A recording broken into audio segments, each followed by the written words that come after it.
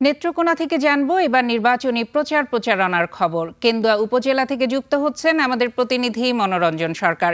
মনোরঞ্জন, জেলার এই আসনে ভোটের হাওয়া কেমন দেখছেন আপনি, এবং প্রার্থী ও ভোটারদের ভাবনার প্রত্যাশার খবরটাও আমাদের একটু জানাবেন।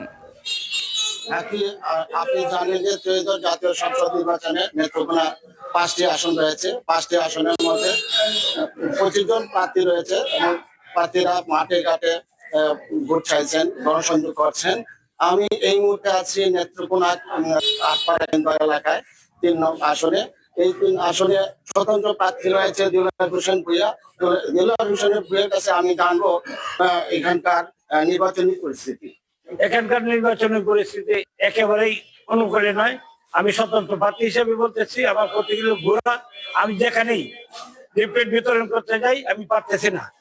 আমার কর্মীদের উপরে হামলা হচ্ছে, অহরই হামলা হচ্ছে। গতকালকে আজকে সকালেও বলাইশিবলী ইউনিয়নের এক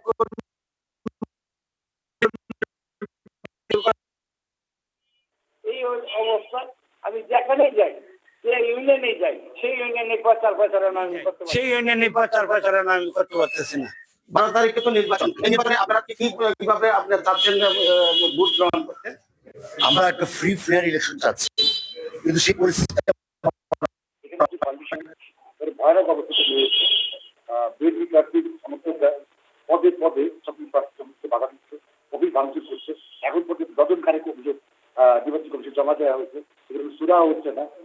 সব দিক থেকে আইনশৃঙ্খলা বাহিনী দৃষ্টি আকর্ষণ করছি আমরা, যাতে সুস্থ উন্নতি করা হয়, না হয়তো শেয়ার করা মুশকিল হবে।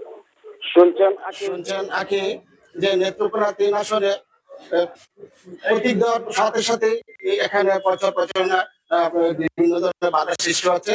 তবে সাধারণ ভোটার সাথে আমি কথা বলে দেখলাম যে তারা হচ্ছে যে 12 তারিখ নির্বাচন যাতে সুষ্ঠু, অবাধ, সুন্দরভাবে যাতে দিতে পারে এবং বাড়তি নিরাপত্তা যাতে প্রশাসন দেয়, এই প্রত্যাশা